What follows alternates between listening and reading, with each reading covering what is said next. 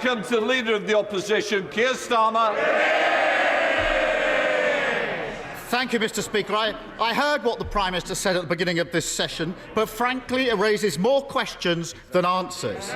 Last week, I asked the Prime Minister, was there a Christmas party in Downing Street for dozens of people on December the 18th? The Prime Minister, the government, spent the week telling the British public there was no party. All guidance was followed completely. Millions of people now think the Prime Minister was taking them for fools and that they were lied to. They're right, aren't they? Mr. Speaker, I think the right honourable gentleman probably missed what I said at the beginning, but I apologise. I apologise for the impression that has been given that staff in Downing Street take this less than seriously. I'm sickened myself and furious about that. But I repeat what I have said to him, that I have been repeatedly assured that the rules were not broken. Order. Right, well, let's just do a little less, Prime Minister. It's important. Speaker. Asked the Cabinet Secretary to investigate exactly what happened, and I repeat that there will be consequences for those involved if those rules were broken, Mr. Speaker. Keir Starmer. An internal investigation into what happened. The situation is as clear as day. I thought last week was... Mr. Speaker, I thought last week was bad enough. Surely the Prime Minister isn't now going to start pretending that the first he knew about this was last night. Surely. It's in his own house. We've all watched the video of the Prime Minister's staff, including his personal spokesperson. They knew there was a party. They knew it was against the rules. They knew they couldn't admit it. And they thought it was funny. It's obvious what happened. Ant and Dec are ahead of the Prime Minister on this. The Prime Minister has been caught red-handed. Why doesn't he end the investigation right now by just admitting it? Because, Mr. Speaker, I've been repeatedly assured that no rules were broken, Mr. Speaker, and they may not. I understand public anxiety about this, and I understand public indignation. But there is a risk of doing a grave injustice to people who are frankly obeying the rules, Mr. Speaker. That is why the Cabinet Secretary will be conducting an investigation, and that's why there will be the requisite disciplinary action if necessary. Keir Starmer. This pretends that further information's come to light. Give me a break. He's still taking the public for fools. On the day of the Downing Street party, Tricia Greenhall's mum phoned her. She was breathless and feverish. You might want to listen. Tricia followed the rules and didn't visit her mum. Listening? 4 days later, on the day the Prime Minister's staff laughed about covering up the party, Tricia's mum was admitted to hospital. Tricia followed the rules and didn't visit. Tricia's mum spent Christmas Day in hospital. Tricia followed the rules and didn't visit. 2 days later, Tricia's mum died. What Tricia wants to know is this: why did the Prime Minister expect her to accept that the rules allowed a Downing Street party but didn't allow her to visit her dying mother? Prime Minister. Mr. Speaker, the first thing to say is that, in common with everybody in this House, I extend my sympathies to the family of Tricia, and of course I understand to Tricia and her family, and I understand the pain of everybody who has suffered throughout this pandemic. And I know that the implication that he is trying to draw, that the case that we're now investigating somehow should undermine public confidence in the measures that we're taking. I think that's the point that he's trying to make. But I may say to him, Mr. Speaker, I think it is a great mistake to try to play politics with this issue. And I think that is what he is doing. I think that is what he is doing. And the public Mr. Speaker, will not like to see. I don't think the public do want to see confidence in their measures, in these measures, undermined. And we are taking. I think they can see the difference, Mr. Speaker. We are taking the steps necessary to protect the public, above all, Mr. Speaker, by rolling out the vaccinations, and rather than focusing on the events of a year ago, Mr. Speaker. That is what we are focusing on, and that is what I think the public will understand. Keir Starmer.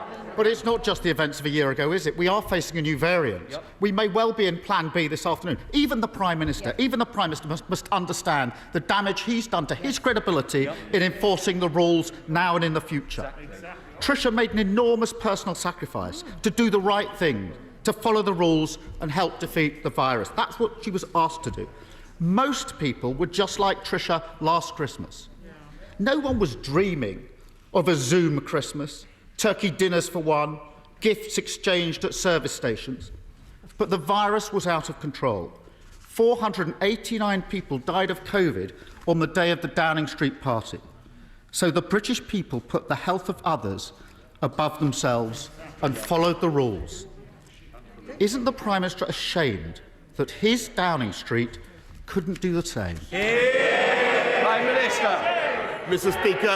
Speaker, I've said what I've said about the events on December the 18th. They will be properly investigated, and Mr. Speaker, I will place a copy of the Cabinet Secretary's report in the library of the House of Commons. But what people should not do is lose focus on what we are trying to do now. Rather than, of course, we will deal with the events of what may or may not have taken place on the 18th of December last year, Mr. Speaker. But what I think we need to focus on today is what we're doing to roll out the vaccinations across this country, and what we're doing to protect the public. And he is indeed right, Mr. Speaker, that we now have in the Omicron variant, a variant that is spreading much faster, Mr. Speaker, than any variant that we've seen before. And that is what we need, with great respect to the right honourable gentleman, to focus on. And that is why I ask everybody to go and get their booster jab as soon as they're called forward. Starmer.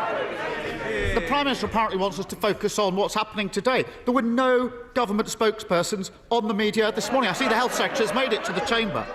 And that's the point, Mr. Speaker. This virus isn't defeated. We're going to face other tests where the British people may be asked by their leaders to make further sacrifices for the greater good.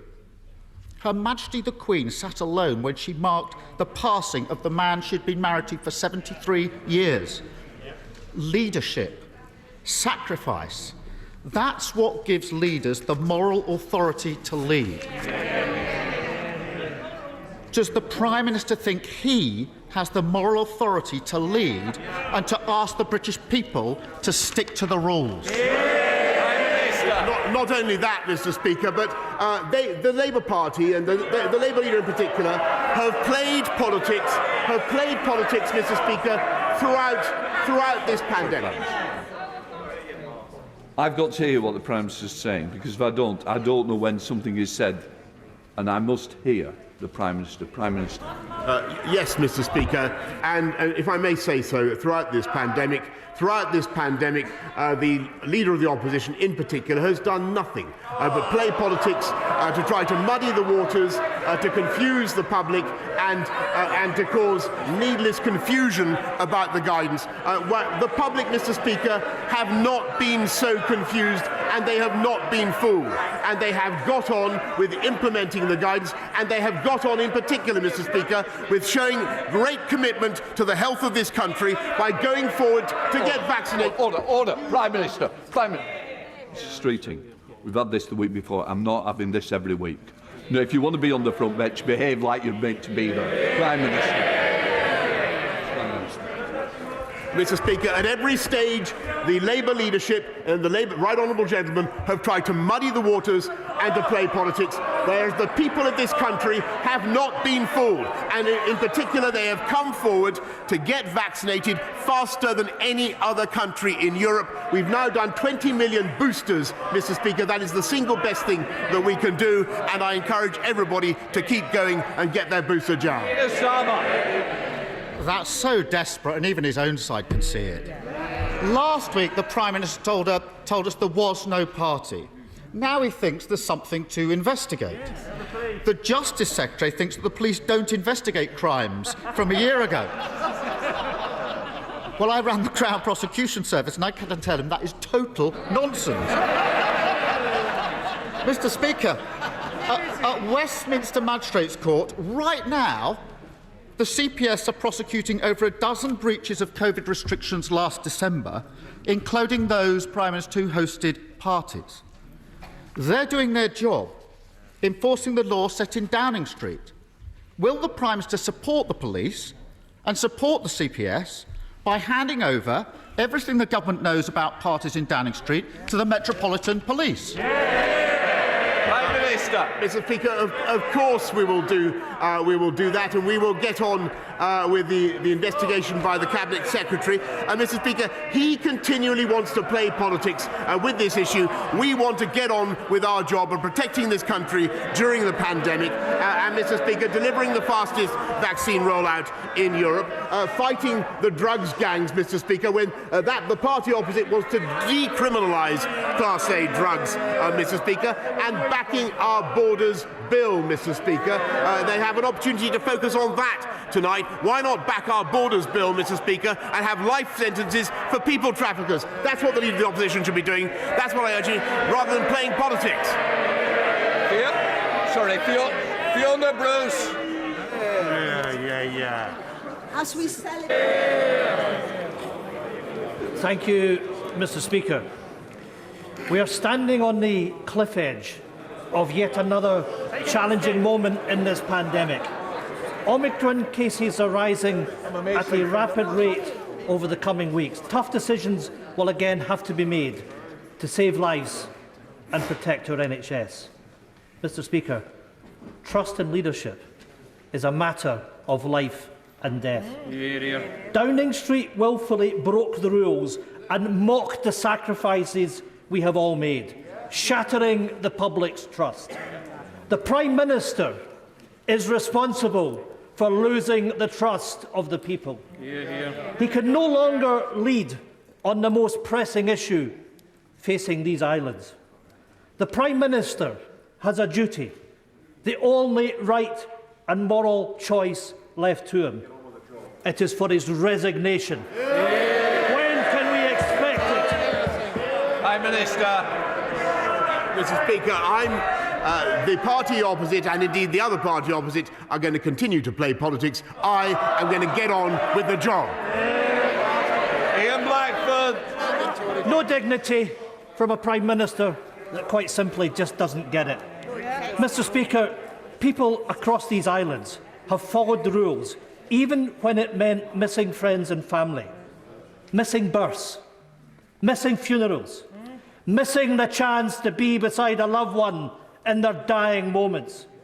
People have sacrificed, at times to the point of breaking, while the UK government has laughed in our faces. It is clear that this Prime Minister has lost the support of the public and now even his own benches. This is not a grin and bear it moment. This is a moment of moral reckoning.